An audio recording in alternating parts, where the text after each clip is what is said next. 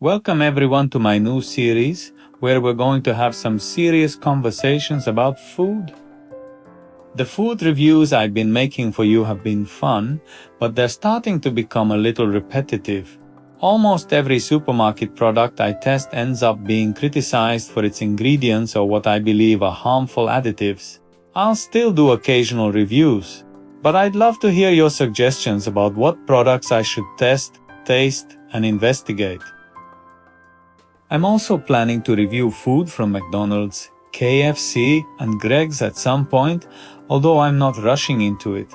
For me, that will be a painful experience because I consider it some of the lowest quality food available. In this series, I want to show you everyday life through the lens of cooking for my family. I want to talk about the food industry and how, in my opinion, it often misleads consumers. I also want to discuss how children can be conditioned from an early age to see certain unhealthy products as normal or even desirable. For example, schools handing out McDonald's vouchers as rewards, or giving children baskets full of sweets for good attendance or behavior. What does that say about our society? If a child was rewarded with a bottle of vodka for being well behaved, would that influence their future relationship with alcohol? Throughout this series, I want to challenge ideas that many people accept without question. I want to show that it's possible to eat well, eat simply, and eat affordably. Whether you're a wealthy parent living in Harrogate or a single parent living on a council estate. If you look back at my previous videos, you'll see that I often argue it doesn't matter whether you shop at M&S or Aldi. Many heavily processed products are still heavily processed products. These episodes will be relatively short, around 10 to 15 minutes long, and I plan to upload them regularly. My hope is that they help at least some viewers rethink their eating habits. I'll show you how to make things at home, from bread to sausages, and how I prepare fish, meat, and vegetables. I'll talk about fermented foods such as sauerkraut, beet kvass, and fermented cucumbers, and explain why I personally choose to include them in my diet. I'll also explain why I prefer sourcing food as close to nature as possible and why I believe modern food production has often moved in the wrong direction. Think about it. If a food corporation can reduce costs by creating products that people consume more of, and healthcare companies profit from treating diet-related illnesses, doesn't that create some difficult questions about incentives? You don't need to be a business genius to understand how powerful those incentives can be. If that line of thinking makes sense to you, then this series is probably for you. I know this content will likely remain niche, not necessarily because people don't care, but because independent thinking and questioning mainstream narratives rarely receive much promotion from algorithms. So if you know someone who wants to change their eating habits or simply think more critically about food, please share this video, leave a like, and drop a comment. Your support is the only way this message reaches more people. I also have to be careful about what I say regarding health and nutrition because rules and restrictions vary greatly between countries and platforms. That's why I'll focus on sharing my personal experiences, opinions, and lifestyle choices rather than telling anyone what they should do. I encourage everyone to do their own research, think critically, and make their own decisions. One thing I firmly believe is that I eat in a way that is closer to how my ancestors ate. And I believe many developments in the modern food industry have taken us in the wrong direction. Today's episode ends with an interesting historical story. Many people have heard of the famous Polish Winged Hussars, elite cavalry warriors who became legendary for defeating much larger armies. Their distinctive armor and wings helped create a terrifying visual effect on the battlefield. If you enjoy history, it's worth reading about them. Some people claim that certain pieces of historical horse armor no longer fit modern horses because horse breeds and physical characteristics have changed over the centuries. Whether or not that explanation is entirely correct, it raises an interesting question. How much have animals changed because of modern agriculture and selective breeding?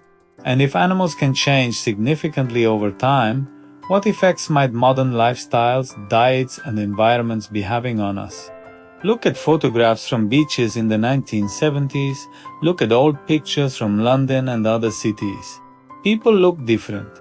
Obesity was far less common than it is today.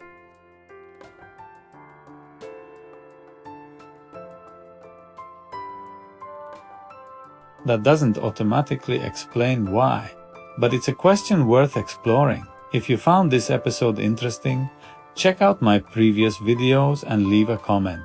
In the next episode, I'll be discussing hormones, food production, and some of the concerns people raise about modern diets. For me, it's a serious and sometimes troubling topic, but if these conversations help even one person think more carefully about what they eat and how they live, then it's worth having them. Peace and love, and I'll see you in the next episode.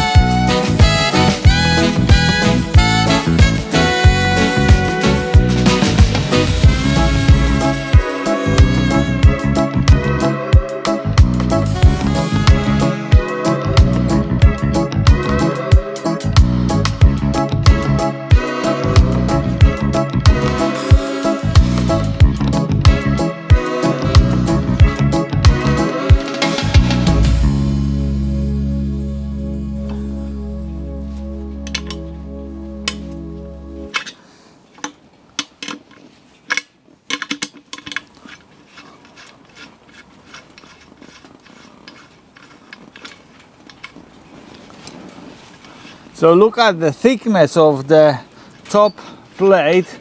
Is like, I would say 7, maybe 8 mil thick, because the pressure when we bring water into 126 degrees is like around 5 atmosphere. So basically it's like a water bomb. Can we say bomb? Maybe 5 atmospheres. Oh, it depends.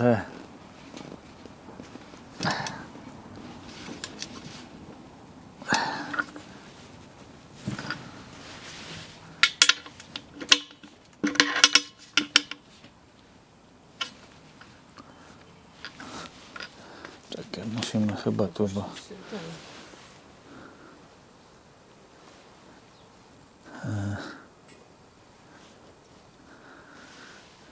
Będę się